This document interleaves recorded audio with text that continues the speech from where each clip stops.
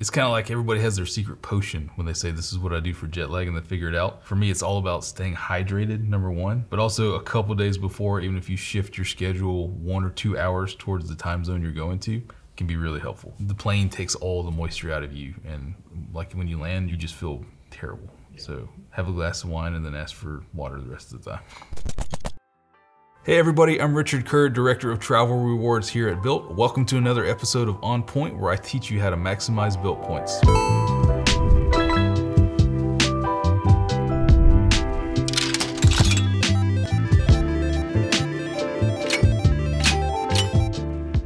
Today's challenge is from Sarah. She says, Richard, I have 100,000 points. I want to go to London. I'm fine flying in economy. Help me out. Sarah, let's look at a few strategies I recommend. First thing we're gonna do is look at our transfer partner, Aeroplan. You're gonna say, why Aeroplan? It's because you can book United Airlines flights with Aeroplan points. Lots of different opportunities to find great prices, so we head to the Aeroplan website. I am logged into my account. You always wanna make sure you're logged in to see search results. We do wanna fly round trip. We do wanna do one adult.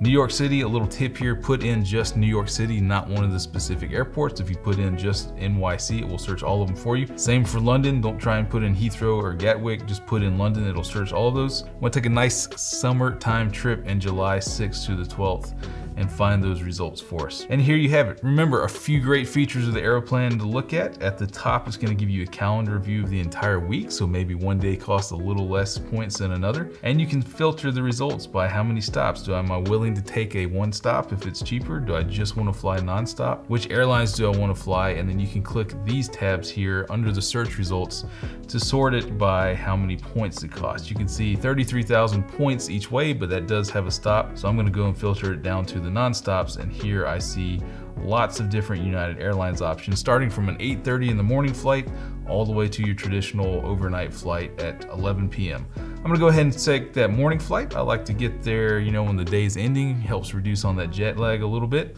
And then we'll go and search for the exact same kind of itinerary on our return trip. And you see again, plenty of options for only 35,000 points each way. If you are flying out of London, you do have to pay the UK air passenger duty. It's about $200 and there's nothing you can do about that, but still a great deal compared to summertime flights. We'll again take a nice morning flight to get back in the afternoon, and you get to the final page where it shows us that it is in fact 70,000 points. That's 70,000 Bilt points transferred over to Aeroplan. I really like having the ability to tap into that United schedule. Remember, that's any United flight from anywhere in the United States. Tons of options and really attractively priced at 35,000 points. So you've got your flights for 70,000 points. That leaves you, Sarah said she has 100,000.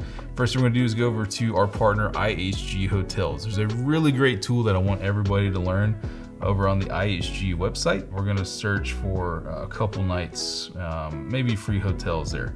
Drop down menu, you do want to go to reward nights, make sure that's selected. One room, one guest. If you're traveling to Europe, it's very important you put how many people are actually going to be staying in the room. Unlike the United States, it is very strictly enforced in Europe. Make sure you put that in there, or else you're going to go to check-in and find yourself being asked to pay for a second room. It's a big deal, it's a headache. Put in the right number of people. And you'll see all of the different results here. And scrolling down, you can say, yeah, I see good information here, but I don't know anything about these hotels. What I want you to do is click on this map view. It's going to show you the entire city of London with not only where the hotels, but also how they are priced. A lot of different options here. If you see these orange circles and you click it, it'll zoom in and give you the two different options. It just means the hotels are close together as far as the map's concerned. But a wonderful feature of the IHG hotel website, you can transfer your Bilt points here and get free nights. They even have very attractively priced hotels out towards Heathrow at 18,500 points per night. If you don't see anything on IHG that is really tickling your fancy, you can head over to our other partner, Hyatt.com. Again, search London, leave it as vague as possible. We'll go out maybe over that weekend of the 8th and 9th for 2 free nights. Use points, don't forget to click that button. And Hyatt will do the same thing, show you a nice map feature. The one thing you do need to remember with Hyatt is when you see that it says cash or points, that does not mean points are available. You do need to click down into the individual hotel result to make sure that there is point availability. I'm zooming into the center of London and you see hotel nights priced from 12,000 up to 29,000 points per night. The Hyatt Regency, the Churchill is one of the most beloved. The Andaz London Liverpool, again, let's just click on that.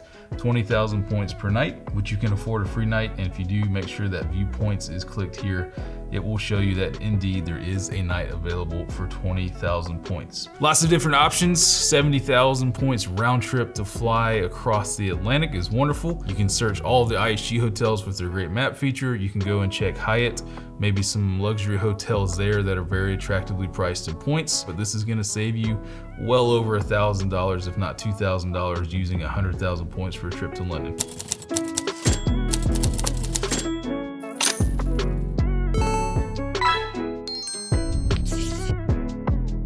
Hope you learned something today and enjoyed today's challenge. You can always reach out to us on social at Bilt4U on Instagram. Look forward to helping you out next time. I went to high school in Manchester for 2 years, and we found the non-touristy London spots we would go to. One of them was No Name Church, not like a tourist destination church, but it had a little cafeteria in the bottom that we would go to kind of out of the way. We go down, me and my dad and brother and sister. My dad looks up at the table next to us and he goes, "Hey neighbor," and it was our neighbor from Georgia where we grew up. Like, what in the world are you doing here? From that day forward, it's the smallest world ever.